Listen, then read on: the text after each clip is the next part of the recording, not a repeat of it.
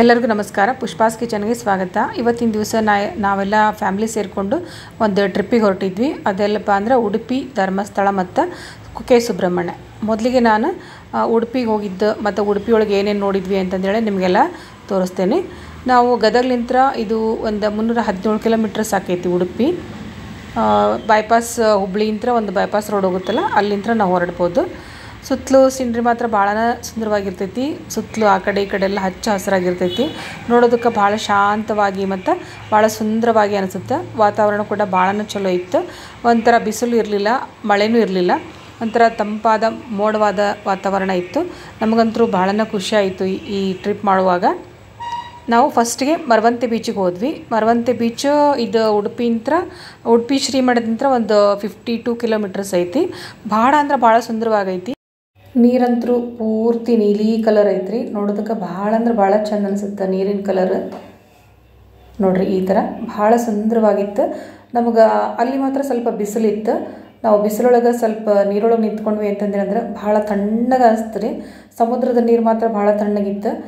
ಬಿಸಿಲು ಅನ್ನಿಸ್ಲೇ ಇಲ್ಲ ನಮಗೆ. ಅಷ್ಟೊಂದು ಆರಾಮ್ ಅನ್ನಿಸ್ತು ಅಲ್ಲಿ ಹೋದ ತಕ್ಷಣ, ಸಮುದ್ರದ ಕಡೆ ನಿಂತ ತಕ್ಷಣ. ಇದನ್ನು ನಾವು ಡ್ರೋನ್ ಮುಖಾಂತರ ಒಂದು ಫೋಟೋಗ್ರಾಫಿ ನೋಡಬೇಕಾಕೈತಿ. ನಮ್ಮ ಕ್ಯಾಮ್ರಾದಿಂದ ಇದು ಅಷ್ಟೊಂದು ಸುಂದರವಾಗಿ ಬರೋದಿಲ್ಲ. ಡ್ರೋನ್ ಮುಖಾಂತರ ನಾನು ನಿಮಗೆ ಈಗ ಇದು ಒಂದು ಫೋಟೋಗ್ರಾಫಿ ತೋರಿಸ್ತೇನೆ ನೋಡ್ರಿ. ಅಂದ್ರೆ ಆ ಕಡೆ ನದಿ ಐತಿ, ಈ ಕಡೆ ಸಮುದ್ರ ಐತಿ ನೋಡ್ರಿ. ಇದು ಡ್ರೋನ್ ಮುಖಾಂತರ ತೆಗೆದಿರೋ ಫೋಟೋ. ಆ ಕಡೆ ನದಿ, ಈ ಕಡೆ ಸಮುದ್ರ ಐತಿ. ಮಧ್ಯದಲ್ಲಿ ರೋಡ್ ಹೋಗ್ತೈತಿ. ಅಷ್ಟು ಸುಂದರವಾಗೈತಿ ಈ ಪ್ಲೇಸ್. ಭಾಳ ಅಂದ್ರೆ ಭಾಳ ಚಲೋ ಐತಿ. ಸಮುದ್ರ ಕೂಡ ಭಾಳ ಆರಾಮ್ ಅನ್ಸುತ್ತೆ ನೋಡೋದ್ರಿಂದ. ಖಂಡಿತವಾಗ್ಲೂ ನೀವು ಉಡುಪಿಗೆ ಹೋದ್ರಿ ಅಂತಂದ್ರೆ ಈ ಮರವಂತೆ ಬೀಚನ್ನು ಮಿಸ್ ಮಾಡ್ತಾನೆ ನೋಡಿರಿ. ಭಾಳ ಸುಂದರವಾದಂಥ ಒಂದು ಬೀಚ್ ಅಂತ ಹೇಳ್ಬೋದು. ಮರವಂತೆ ಬೀಚ್ ಒಳಗೆ ನಾವಂತೂ ಭಾಳ ಎಂಜಾಯ್ ಮಾಡಿದ್ವಿ ರೀ. ಸಮುದ್ರದ ತೆರೆಗಳ ಜೊತೆಗೆ ಓಡಾಡೋದು, ಸ್ವಲ್ಪ ಫೋಟೋ ತೆಗೆಸ್ಕೊಳೋದು, ಸ್ವಲ್ಪ ವೀಡಿಯೋಸ್ ಮಾಡ್ಕೊಳೋದು, ಭಾಳ ಅಂದ್ರೆ ಭಾಳ ಎಂಜಾಯ್ ಮಾಡಿದ್ವಿ. ಭಾಳ ಅಂದ್ರೆ ನಮಗಂತೂ ಭಾಳನ ಖುಷಿ ಆಯಿತು. ಈ ಒಂದು ಬಿಸಿಲು ಇರುವಂಥ ಜಾಗದೊಳಗೆ ಇಷ್ಟೊಂದು ತಣ್ಣಂದು ಗಾಳಿ ಮತ್ತು ಸಮುದ್ರದ ಅಲೆಗಳು ಭಾಳ ಅಂದ್ರೆ ಭಾಳ ಖುಷಿ ಅನ್ನಿಸುತ್ತೆ ರೀ ಮನಸ್ಸಿಗೆ. ನೋಡೋದ್ರಿಂದ ಸಮುದ್ರದ ತೀರಗಳನ್ನು ನೋಡೋದೇ ಒಂದು ಭಾಳ ಖುಷಿ ಅಂತ ಅನ್ಕೋಬೋದು ನಾವು.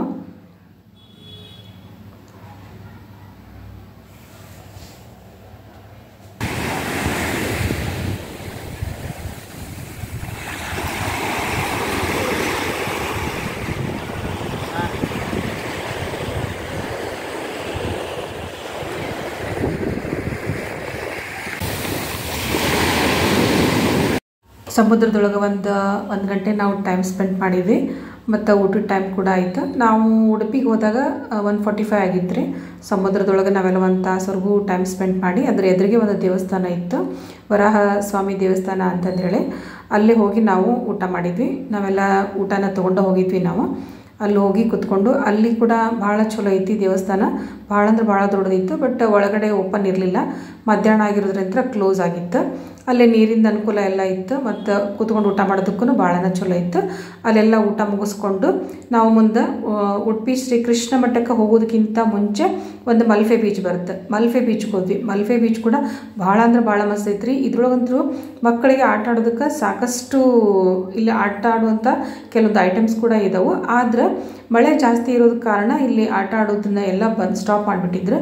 ಇಲ್ಲೊಂದು ಫ್ಲೋಟಿಂಗ್ ಬೀಚ್ ಕೂಡ ಇತ್ತು, ಅದನ್ನು ಕೂಡ ಎಲ್ಲ ಈಗ ಸ್ಟಾಪ್ ಮಾಡಿಬಿಟ್ಟಿದ್ರು. ಮತ್ತು ಒಂದು ಇಲ್ಲಿ ನಡುಗಡ್ಡೆ ಕೂಡ ಐತಿ, ಅಲ್ಲಿನೂ ಕೂಡ ಕರ್ಕೊಂಡು ಹೋಗ್ತಾರೆ ಇಲ್ಲಿ.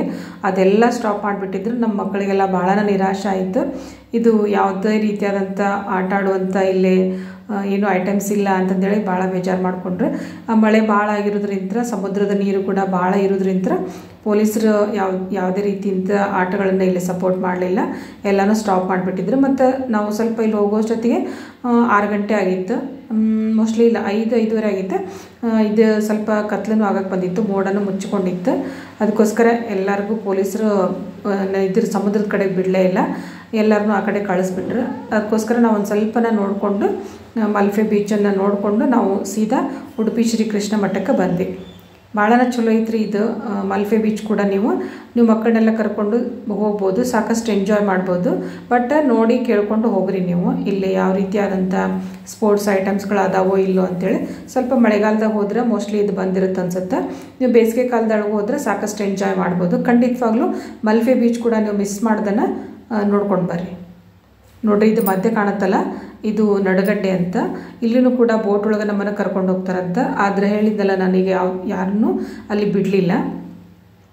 ಅದಕ್ಕೋಸ್ಕರ ನಾವಲ್ಲೇ ಏನೂ ಜಾಸ್ತಿ ನೋಡೋದಕ್ಕಾಗಲಿಲ್ಲ. ಮಲ್ಪೆ ಬೀಚ್ ಒಳಗೆ ಜಾಸ್ತಿ ಟೈಮ್ ಕೂಡ ಸ್ಪೆಂಡ್ ಮಾಡಿಲ್ಲ. ಸ್ವಲ್ಪ ಅಲ್ಲೇ ಓಡಾಡಿಕೊಂಡು ಸ್ವಲ್ಪ ಟಿಫನ್ ಮಾಡಿಕೊಂಡು ಮತ್ತೆ ನಾವು ಡೈರೆಕ್ಟಾಗಿ ಶ್ರೀಕೃಷ್ಣ ಮಠಕ್ಕೆ ಹೊರಟ್ವಿ. ನೋಡಿರಿ, ಈ ಥರ ಮಧ್ಯದಲ್ಲಿ ಜಾಲರಿ ಹಾಕಿಬಿಟ್ಟಿದ್ರು. ಯಾರನ್ನೂ ಆ ಕಡೆ ಜಾಸ್ತಿ ಬಿಡಲೇ ಇಲ್ಲ. ಆದರೆ ನೋಡೋದಕ್ಕಂತೂ ಭಾಳ ಚೆಂದ ಐತಿ. ಇಲ್ಲಿ ಸಾಕಷ್ಟು ಜನ ಬಂದಿದ್ರು ಮಕ್ಕಳನ್ನೆಲ್ಲ ಕರ್ಕೊಂಡು. ಸಮುದ್ರ ಕೂಡ ಬಹಳ ಸುಂದರವಾಗೈತಿ. ಇದು ಕೂಡ ನಾವಿಲ್ಲೂ ಕೆಲವೊಂದಷ್ಟು ಫೋಟೋಸ್ ತಗೊಂಡ್ವಿ ಮತ್ತು ಕೆಲವೊಂದಷ್ಟು ವೀಡಿಯೋಸನ್ನು ಮಾಡಿಕೊಂಡು ಇಲ್ಲಿಂದ ಡೈರೆಕ್ಟಾಗಿ ಶ್ರೀಕೃಷ್ಣ ಮಠಕ್ಕೆ ಹೋದ್ವಿ. ಇಲ್ಲಿ ಕೆಲವೊಂದು ಮಕ್ಕಳಿಗೆಲ್ಲ ಆಟದ ಸಾಮಾನುಗಳಿದ್ವು. ಮಕ್ಕಳೆಲ್ಲ ತೊಗೊಳ್ತಾ ಇದ್ರು ಸಾಮಾನುಗಳನ್ನು. ಈಗ ನಾವು ಡೈರೆಕ್ಟಾಗಿ ಉಡುಪಿ ಶ್ರೀಕೃಷ್ಣ ಮಠಕ್ಕೆ ಬಂದ್ವಿ.